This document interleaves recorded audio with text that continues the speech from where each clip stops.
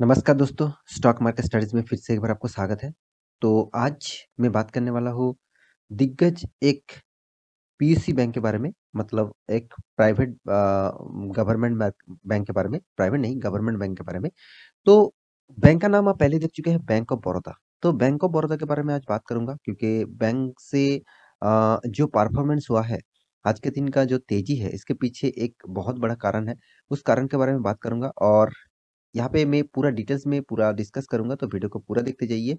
बहुत कुछ यहाँ पे जानने को और सीखने को मिलेगा। साथ ही साथ अभी तक आपने इस चैनल को सब्सक्राइब नहीं किया तो ज़रूर सब्सक्राइब कर लीजिए, क्योंकि आपको daily basis stock market information और अपडेट चाहिए तो इस चैनल में बने रहिए। तो चलो फटाफट देख लेते हैं आज के स्टॉक के बारे में।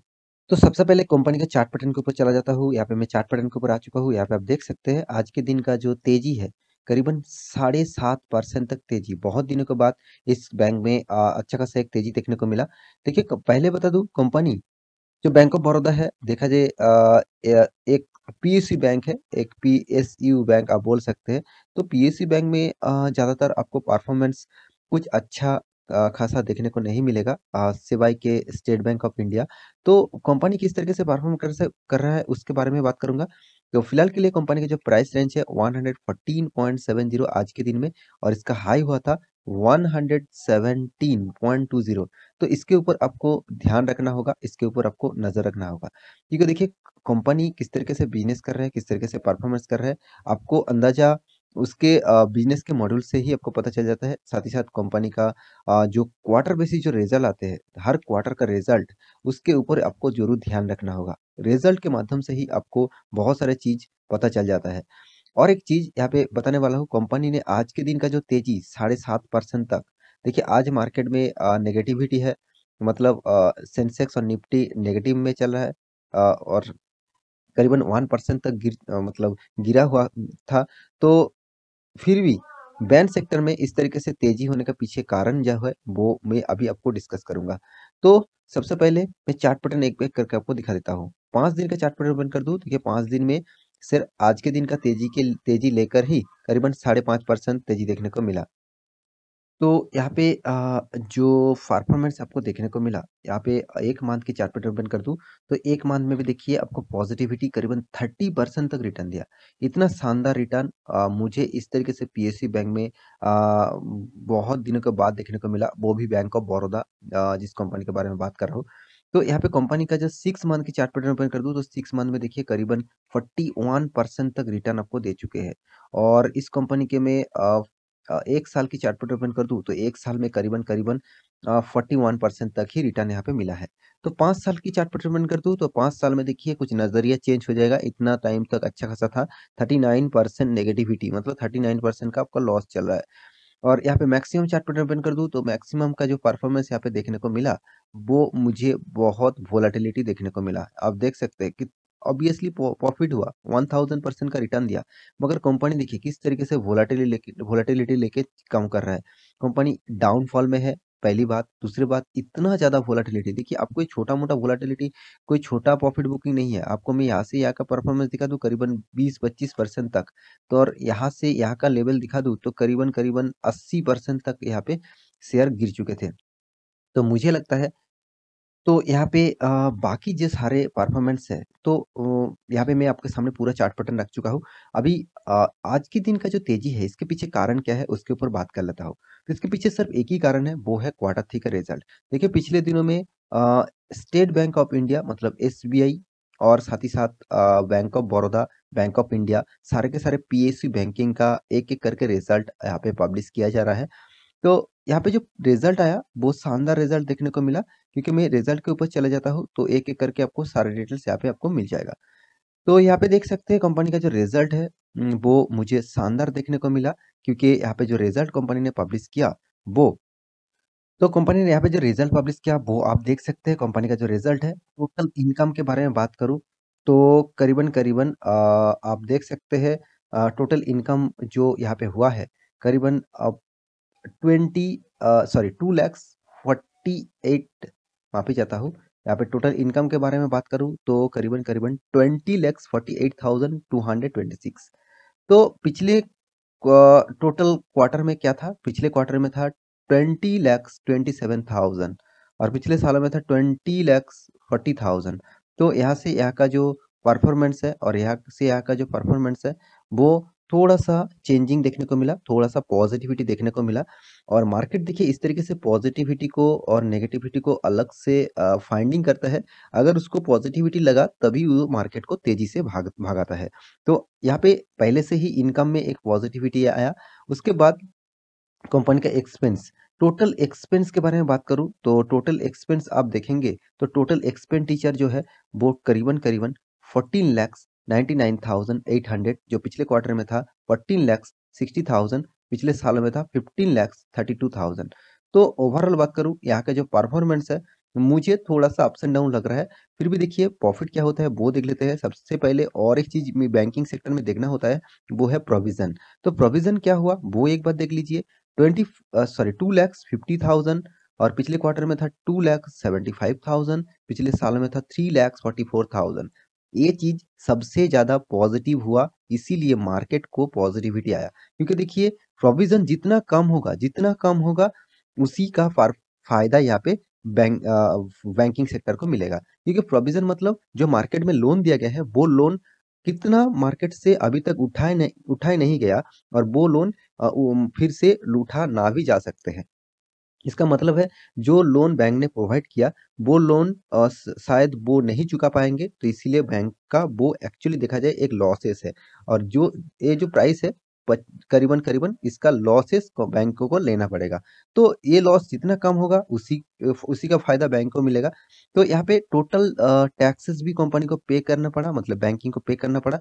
टैक्सेस पे करने के बाद यहाँ पे नेट प्रॉफिट आप देख सकते हैं आफ्टर टैक्सेस, मतलब टैक्सेस पे करने के बाद कंपनी के हाथ में जो आया 2,19,700 और पिछले क्वार्टर में था 2,08,700 और पिछले सालों में था 1,06,000। इसका मतलब है कंपनी ने जबरदस्त यहाँ पे प्रॉफिट को रनिंग किया और साथ ही साथ प्रोविजन भी कम किया। यही चीज मैं आपको बार बार सिखा के आया हूँ कि एक्चुअली देखा जाए कि मार्केट में एक्चुअली देखा जाए कि आप अच्छा खासा इनकम करने के बाद भी आपका पोर्टफोलियो किस तरीके से रह रहा है, तो वो भी आपको देखना चाहिए। मतलब कंपनी का जितना भी इनकम हो जाए, अगर वो प्रोविजन कम नहीं किया और एक्सपेंस कम नहीं किया, टैक्सेस कम नहीं पे किया, तो उसको प्रॉफिट कैसे मिलेगा? तो मुझे लगता है कंपनी ने जबरदस्त प्रॉफिट किया, तो इसी का फायदा यहाँ पे आपको देखने को मिला। शानदार प्रॉफिट, साथ ही साथ और एक चीज भी मुझे जबरदस्त लगा, वो है नेट प्रॉफिट मार्जिन जो एनपीए है।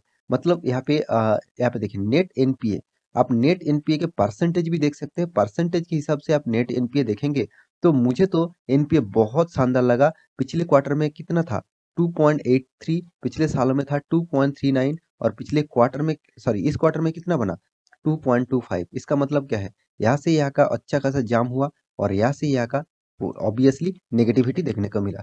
फिर नेगेटिविटी मतलब उससे ज्यादा यहाँ पे जाम देखने को मिला। तो सारे के सारे इस बैंकिंग सेक्टर में पॉजिटिविटी होने के कारण ही यहाँ पे अच्छा खासा रिजल्ट देखने को मिला। और इसीलिए आज के दिन करीबन करीबन इतना जो जो तेजी है 7% का तेजी, इसके पीछे सिर्फ एक ही कारण है, कंपनी ने आज के दिन का रिजल्ट बहुत शानदार रिजल्ट किया, बहुत अच्छा खासा रिजल्ट यहाँ पे देखने को मिला। तो मुझे लगता है इस कंपनी के ऊपर आपको थोड़ा सा स्टडी करना चाहिए। फिर भी देखिए मैं इस कंपनी के और एक चीज आपको दिखा दूं, बैंकिंग का रिटेल बैंकिंग से कितना प्रॉफिट आ रहा है वो भी देखना चाहिए।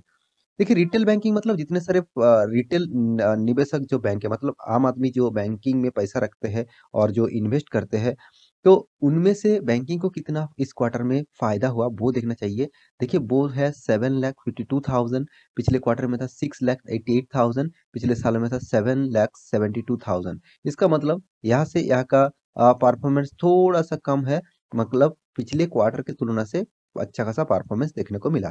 तो मेरे हिसाब से कंपनी का परफॉर्मेंस कोई खराब नहीं हुआ, जबरदस्त बैंकिंग परफॉर्मेंस। और मुझे लगता है इस बैंक थोड़ा सा जितने सारे पीएसयू बैंक है उनमें से थोड़ा सा परफॉर्मेंस अच्छा खासा करता है, क्योंकि देखिए कंपनी का जो मार्केट कैपिटलेशन है वो कोई छोटा मोटा बैंक नहीं है। 59,000 करोड़ का इसके पास मार्केट कैपिटलेशन है। कंपनी का पीई रेशियो देखिए 11.7 है, मतलब ठीक ठाक लेवल में है। इंडस्ट्रीज पीई रेशियो मतलब ये जिस इंडस्ट्री से बिलोंग करते हैं, पीएसयू बैंक से बिलोंग करते हैं, तो 9.45 इसका मतलब इसका पीई रेशियो है। और कंपनी का एनुअली इनकम देखिए 1,500 करोड़। और कंपनी का अ, हाथ में जो कैश है वो नेगेटिविटी में है। यही चीज आपको देखना चाहिए। साथ ही साथ प्रोमोटर के पास जो होल्डिंग है वो 64% होल्डिंग प्रोमोटर के पास है। और कंपनी के जो डेप्थ है मतलब जो कर्जा है, यही चीज मुझे थोड़ा सा डाउट लगता है पीएसयू बैंकिंग में, क्योंकि बहुत ज्यादा कर्जा ले लेते हैं। मानता हूं मैं बैंकिंग सेक्टर में लोन मतलब कर्जा लेना ही पड़ता है उसको। अगर बैंकिंग चलाना है, उसको दूसरों को लोन देना है, तो उसको ज्यादातर कर्जा लेना ही पड़ेगा, मगर इतना ज्यादा कर्जा वो ले लेंगे तो उसके लिए बहुत दिक्कत झेल सकते हैं। तो देखिए 1 लाख करोड़ से भी ज़्यादा उसका कर्जा है, यही चीज़ आपको देखना चाहिए। तो मुझे लगता है बैंकिंग का जो परफॉर्मेंस है, उतना खराब भी नहीं है, उतना अच्छा भी नहीं है, क्योंकि देखिए banking second largest PSU bank है। अब पब्लिक सेक्टर के बारे में बात करूँ, पब्लिक सेक्टर बैंक जितने सारे हैं, उनमें से देखा जाए कंपनी सेकंड लार्जेस्ट बैंक है। नंबर 1 कौन है? एसबीआई स्टेट बैंक, उसका मार्केट कैपिटलाइजेशन देख लीजिए, 4,80,000 करोड़ से भी ज़्यादा। तो इतना बड़ा मार्केट कैपिटलाइजेशन स्टेट बैंक के ऊपर है। और उसके बाद दूसरा नंबर पे है बैंक ऑफ बड़ौदा। देखिए इस बैंक ऑफ बड़ौदा का जो परफॉर्मेंस है, आपको हर साल में प्रॉफिट जरूर देखने को मिलेगा इस बैंक के ऊपर। आप खुद ही देख लीजिए कंपनी ने किस तरीके से बैंकिंग ने किस तरीके से रिजल्ट किया, अच्छा खासा रिजल्ट यहाँ पे किया। सेल्स ग्रोथ भी ठीक ठाक है, प्रॉफिट ग्रोथ भी ठीक ठाक है, और यहाँ पे रिटर्न ऑफ इक्विटी भी ठीक ठाक है। मगर आपको किस तरीके से रिटर्न मिला वो भी तो देखना चाहिए, क्योंकि आप स्टॉक मार्केट में निवेश करने मतलब कर रहे हैं, तो सबसे जो पॉइंट है वो है आपको किस तरीके से रिटर्न मिला। आप देखिए 10 साल में 4% का नेगेटिव रिटर्न, 5 साल में 11% नेगेटिव रिटर्न, 1 साल में 1% का पॉजिटिव, और सॉरी 3 साल में 1% का पॉजिटिव, एंड 1 साल में 29% का प्रॉफिट मिला। इसका मतलब 1 साल में आपको अच्छा खासा प्रॉफिट मिला, और बाकी सारे के सारे यहाँ पे नेगेटिविटी है। तो मैं इस कंपनी के ऊपर नहीं निवेश करके रखा हूँ, क्योंकि मैं पीएसयू बैंक में उतना भरोसा नहीं करता हूँ, क्योंकि गवर्नमेंट बैंक में कोई भी डिसीजन ले सकते हैं गवर्नमेंट, और इसलिए मार्केट में बहुत हलचल हो सकते हैं, और स्टॉक भारी भरकम गिरावट भी हो सकते हैं। हाँ, मैं स्टेट बैंक के ऊपर खुद का निवेश करके रखा हूँ, मगर ज्यादातर और दूसरा कोई पीएसयू बैंक में निवेश नहीं करके रखा। तो आप जितने सारे दोस्त इसके ऊपर निवेश करके रखे हैं, तो उसके लिए जरूर कहूंगा, आप इस टाइप बैंक से निवेश करने से पहले थोड़ा सा स्टडी कर लीजिएगा, क्योंकि देखिए यहाँ पे इन्वेस्टर उतना निवेश नहीं करके रखा, 7% 14% एफआईएस और डीएस ने माल उठा के रखा। और यहाँ पे देखिए पब्लिक देखिए 14% तक माल उठा के रखा। तो प्रोमोटर के बाद बाकी सारे के सारे इन्वेस्टर जो है वो ज्यादातर माल नहीं उठाया है, क्योंकि उसको इस कंपनी से प्रॉफिट मिलता है, मगर उतना ज्यादा नहीं मिलता जो दूसरे बैंकिंग सेक्टर से उसको मिलेगा। क्योंकि इसका जो प्रोमोटर है आप खुद ही देख सकते हैं, प्रेसिडेंट ऑफ इंडिया मतलब गवर्नमेंट ऑफ इंडिया। तो मैं पहले ही बता चुका हूँ, एक पीएसयू सेक्टर का बैंक है, और इस बैंक के ऊपर आपको जरूर स्टडी करना चाहिए मेरे हिसाब से, क्योंकि जो कंपनी का वोलाटिलिटी इतना ज्यादा है, मैं तो इस तरीके की कंपनी से निवेश नहीं करता हूँ। बाकी आपके मर्जी। बाकी आप स्टडी करिए, उसके बाद अगर आपको लगे स्टॉक में परफॉर्मेंस अच्छा होगा फ्यूचर में, तो आप निवेश कर सकते हैं। तो मेरे हिसाब से इस स्टॉक से दूरी रहे तो अच्छा है। तो मिलते हैं इसी तरीके से नया न्यूज़ लेके, स्टॉक के बारे में नया जानकारी लेके। तब तक के लिए अच्छे से रहिए, अपनी ख्याल रखिए। Bye bye.